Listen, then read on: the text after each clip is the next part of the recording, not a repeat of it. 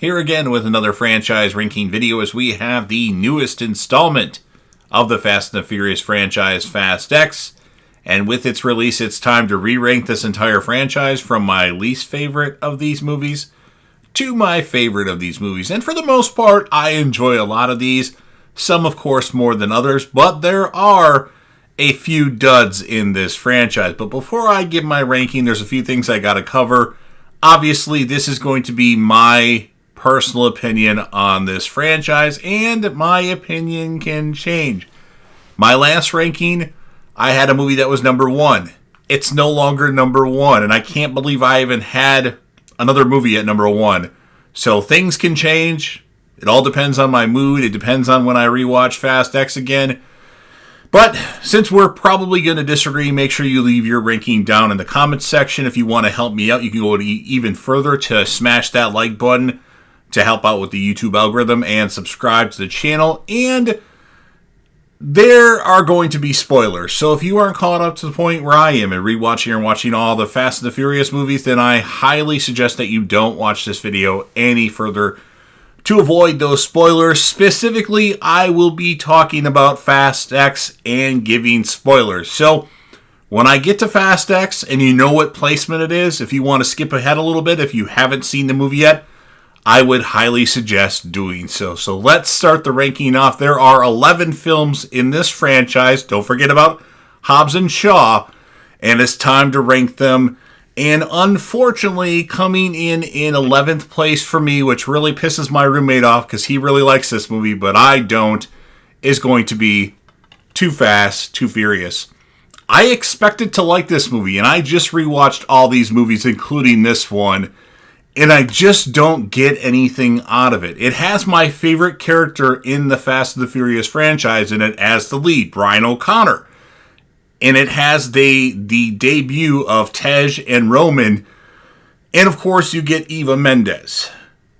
It doesn't really help the movie, unfortunately. Now, you do get, I think, a very underrated villain in this franchise, Carter.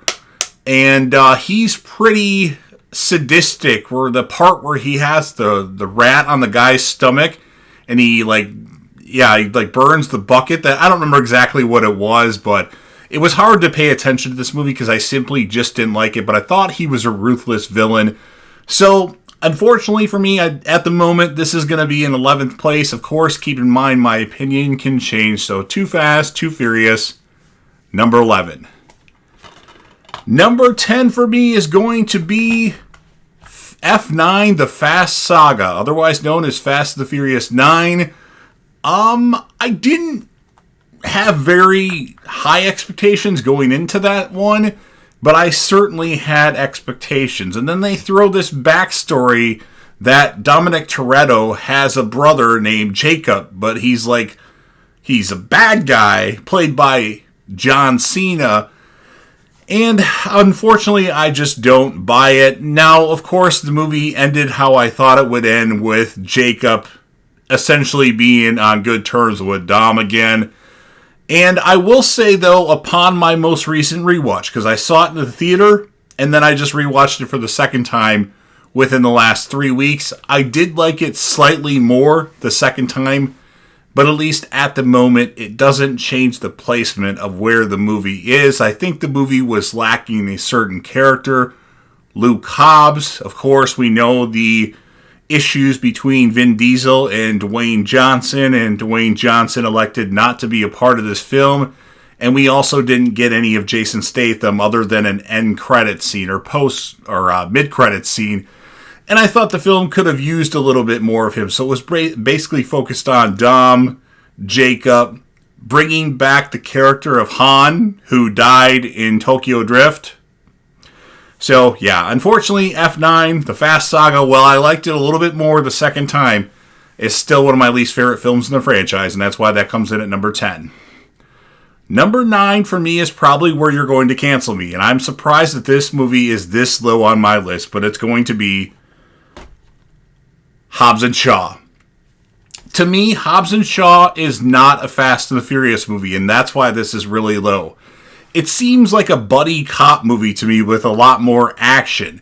Now, there are good parts in it. You have the Deckard Shaw's character, his sister, in the movie, played by Vanessa Kirby, Haiti. She did good. And then you have a villain played by Idris Abella Brixton, who was really good. But again, it doesn't seem like a Fast and the Furious movie. It seems like a Dwayne Johnson movie. But it does have good parts with like the comedy with Ryan Reynolds and Kevin Hart being in it. But unfortunately, watching that movie again recently, I had a hard time getting through Hobbs and Shaw. I was shocked. I am shocked because it should be top 5, but at the moment, it only comes in at number 9. Number 8 for me, well, perfect place for this one is going to be The Fate of the Furious. This is the movie where Vin Diesel and Dwayne Johnson had their most of their issues stem from this movie. And while I don't think the movie is terrible, I just don't think it's that enjoyable. You have the character of Cyper, played by Charlize Theron, having Dominic Toretto's old love interest, well, his love interest after he thought Letty died, Elena, kind of keeping her hostage, and then killing her, well, giving the order to have her killed, to Tormund of Game of Thrones. I don't remember how to pronounce that guy's name. Christopher or something, but it's spelled weird. So that was interesting, because I don't think we're going to see her back. A lot of characters in this franchise die and come back. I doubt we'll see Elena back, at least alive.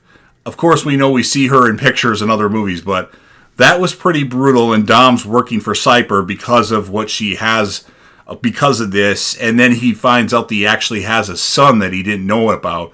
So, I don't know. So, Dwayne Johnson is basically leading a team to get Toretto, and it just didn't sit well with me.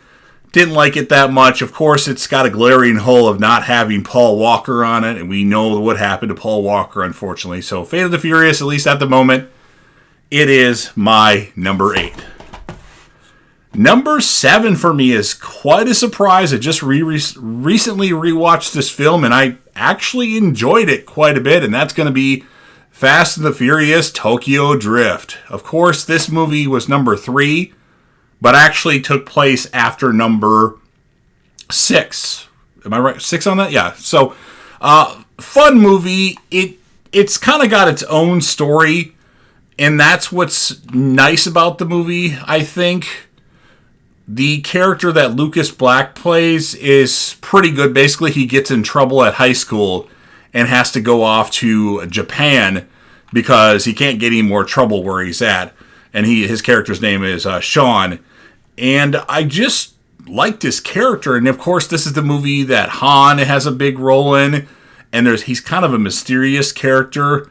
You have the villain in this movie, which I don't remember what his name is. He's pretty good. Kind of brutal. I mean, he's not the boss guy, but he's like the relative of the boss guy. And I think he's really brutal. It's directed by Justin Lin, who is one of the best directors in this franchise. Of course, a lot of these movies are pretty good. But surprisingly, I actually really enjoyed this movie, and I was expecting to dread watching it. But it surpassed the expectations. I wish we would have gotten more from the characters in this movie. You have Bow Wow, Twinkie in it, and you also have the other tech guy who come back into play in a different Fast and the Furious movie, Fast 9, as a matter of fact. I didn't even talk about the fact that they went to space in Fast 9, or F9, the Fast Saga, and it's okay. It's not top of the line Fast and the Furious, and I know some of you have that in your top 3. I can't go that far with it, but it's certainly really enjoyable, and I know I'm kind of rambling about it because I don't have any notes in front of me other than my ranking, so I'm just going off the cuff like I usually do most of the time. So Tokyo Drift is going to be my number 7. Coming in 6th place, which you might cancel me after this one. I don't know where the fan base has this movie at, and I just dropped the movies, but it's going to be The Fast and the Furious, the OG. This is a really good movie. The movie, of course, centers around Brian O'Connor, who's working with the feds, or is he cop? And he's trying to bring down people robbing stuff, Dominic Toretto and his gang. And he eventually really starts to like Dominic Toretto, and he likes his sister Mia. You have Toretto's gang of guys like Vince and Leon. Where the hell is Leon? We're waiting for Leon to come back, by the way. You have Toretto's girlfriend Letty Ortiz, and I can't remember, was it Jesse? It's unfortunate that Jesse died. The first sad moment in the Fast and the Furious franchise, but pretty good movie. It's kind of middle of the road for me. If you have it higher, I get it, but for me, the original Fast and the Furious is going to be my number 6. Now, this is the part where I'm confused, because my number 5 was my number 1 before, and that's going to be Fast and the Furious 6. I really liked this movie at one point, but rewatching it, I didn't get as much enjoyment out of it. I think it got a little too far-fetched in that one. Excuse me, my nose itch. I like the role that The Rock plays. Basically, you have Toretto's team with Hobbs against the team of Owen Shaw and all of the people on his team that kind of resemble people on Toretto's team, like Tej and Roman and Giselle and all of them, and of course Brian. And it's a lot of fun. I feel like this should have been the end of the series. If this would have been the end of the Fast and the Furious movies, I think that would have been the perfect time to go. But then, of course, you get the end credits or mid-credits scene of Jason Statham. Dominic Toretto, you don't know me, but you're about to, after he supposedly kills the character of Han. And that, of course, sets up Furious 7. But it's fun. I think the reason that I don't like it as much anymore, rewatching it, it seems like it lasts too long. There's a lot going on. And they're on that runway for like a half an hour. Is there a runway that even lasts for as fast as they were going? It just, I don't know. It bothers me. I don't know what to say, because I really did like the movie. I'm glad that Letty gets back with Dom. Well, I'm glad that Letty's alive, for one. But she's back with Toretto and his gang. But unfortunately, Fast and Furious 6 is only my number 5 at the moment. My number 4, and I was very surprised at the placement of this movie, but upon a rewatch, I really liked it again. And I think I've only seen the movie 3 times now, and that would be Fast and Furious 4, the one that came out in 2009. This is the first Fast and Furious movie I saw in the theater. I had seen the other ones, but I hadn't seen them in a theater. And this was, hey, we're going to go out drinking tonight. Oh, it's the end of the night, but movies are still playing. Let's go see a movie. And I saw that. Now, first time watching it, didn't really have an opinion on it, but rewatching it, I got really into it. I think it's more grounded. It's not as crazy, and you get to spend a lot of time with Dominic Toretto. You get to spend a lot of time with Brian O'Connor, and you get to spend a lot of time with Mia Toretto. And that's really all you get. You get the introduction of Giselle in this movie, and then you get Braga, who's a guy that's actually undercover, who's the big boss, but playing like he's not. And that's pretty awesome. So the whole tunnel thing is a little annoying, but I really like the stuff with Toretto and Brian O'Connor in this movie. I think it's their best, well, one of their best pairings in the Fast and Furious franchise. So that's why Fast and Furious 4 is my number 4. Coming in third place for me, spoiler alert, is going to be Fast X.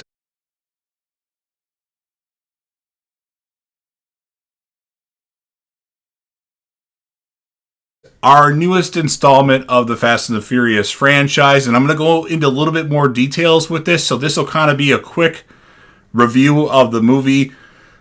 I really liked this movie. Now, upon a rewatch, my opinion could go up, it could go down. I had very low expectations coming off of F9, the Fast Saga, going into it, and there were some things that bothered me, like now all of a sudden Cyper is helping out Toretto and Letty.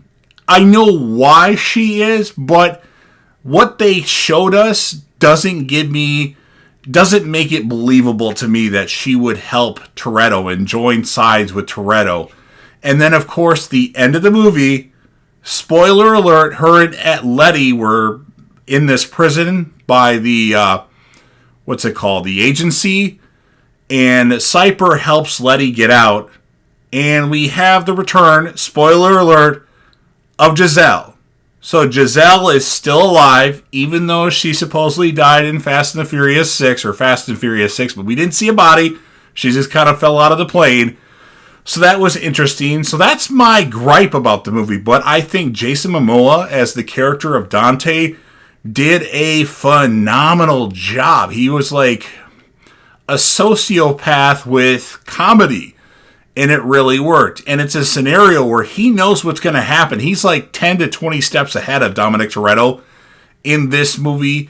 And it was pretty, like everything Dom does when he thinks he's finally got one up on Dante's character. No, we find out Dante was already expecting that.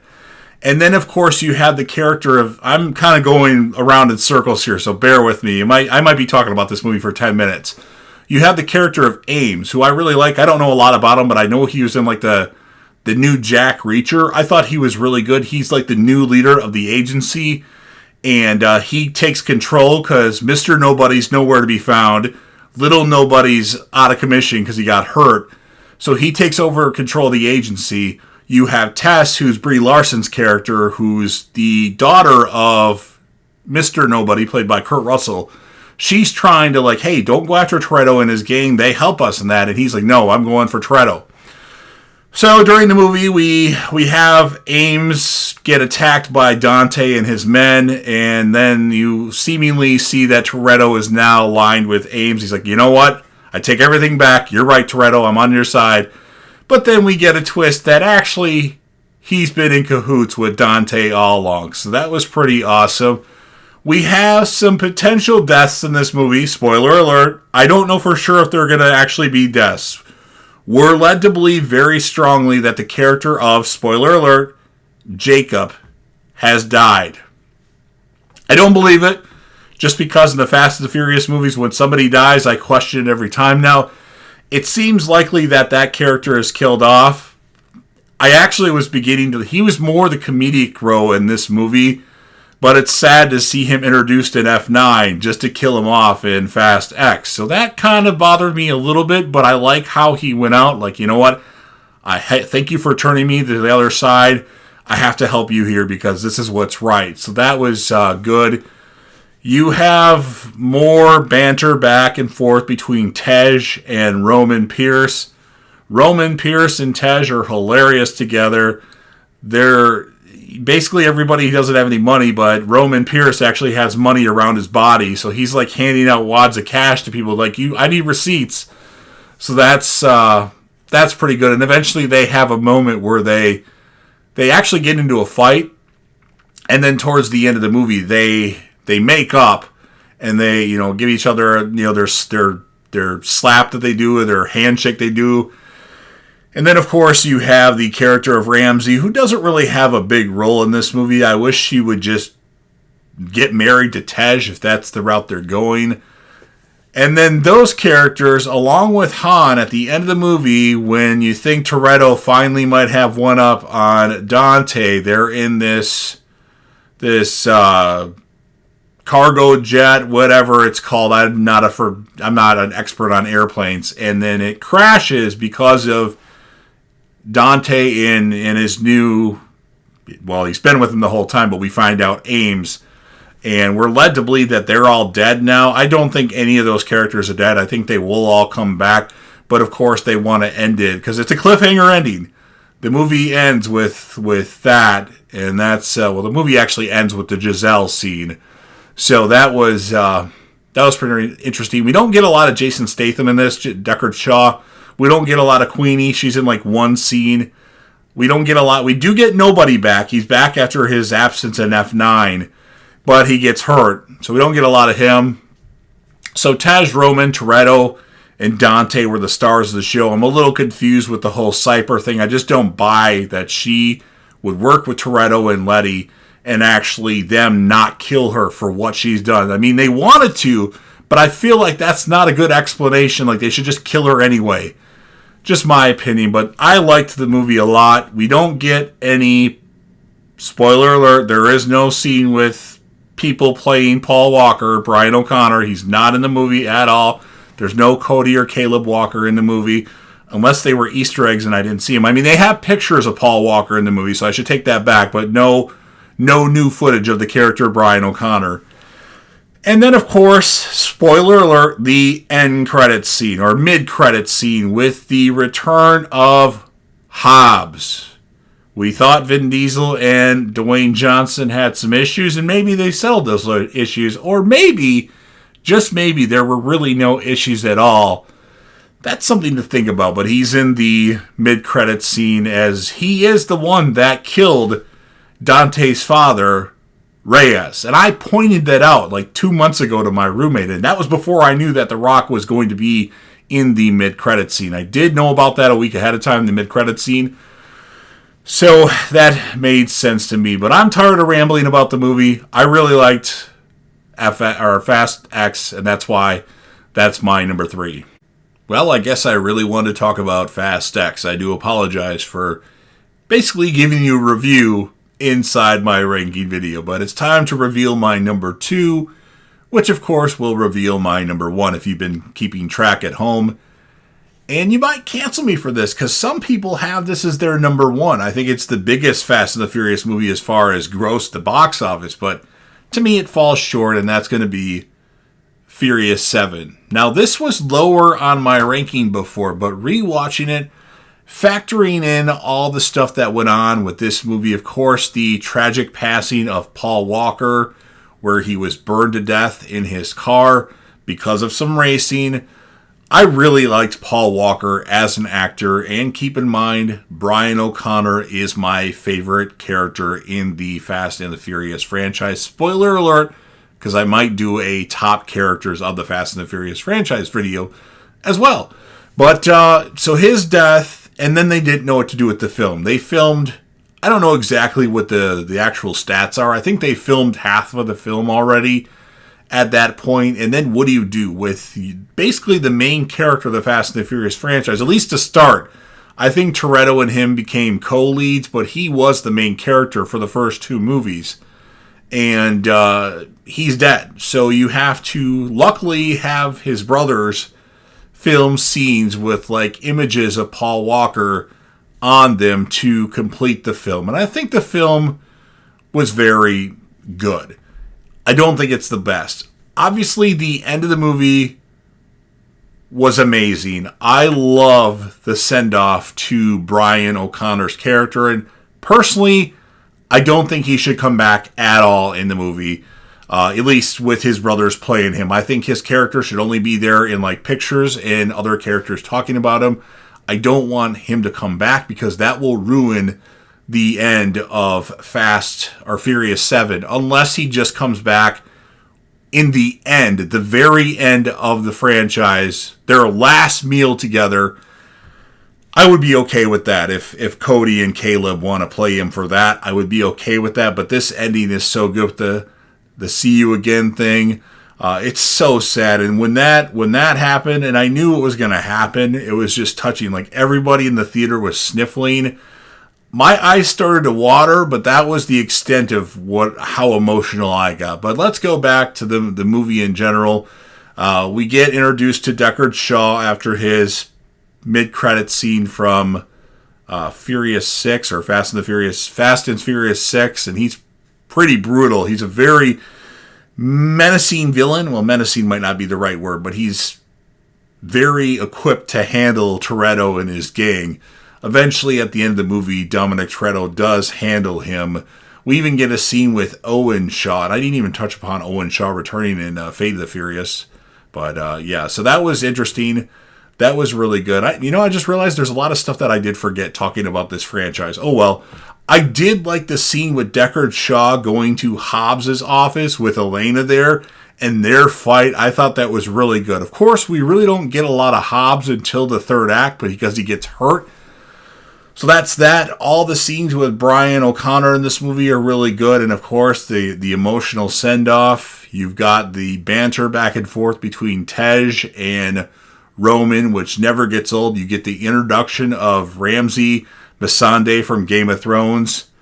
You get the introduction of Mr. Nobody, played by Kurt Russell, who's just great, and I missed him in Fast X. I anticipate seeing the return of Mr. Nobody, but all in all, the movie's really solid. It has a good end, a good middle, a good beginning, just falls short, and that's why it's my number 2. And obviously that leaves one movie left. My favorite movie in the Fast and the Furious franchise, which I'm surprised before it wasn't. It was when it came out, and then I saw Fast and Furious 6, and I liked that more. I don't know why, but my favorite, of course, is Fast 5. You have a pretty established series with some good characters, and it gets injected with steroids to bring in Dwayne Johnson as Luke Hobbs. You bring back a lot of the characters from previous movies like Han, Giselle, Tej, Roman, Leo, Santos. I'm sure I'm forgetting some people. Did I say Han already? Obviously Mia, Brian, Dominic Toretto. You have a villain in Reyes, who pretty awesome. The scene with them taking the bank vault and that was great. The end of the movie is beautiful. It could have ended with this movie, and that would have been a fitting end. I love the scene with Hobbs and Dominic Toretto fighting at Dom's kind of place where everybody's at. You get the return of Vince in this movie. I almost forgot to talk about Vince.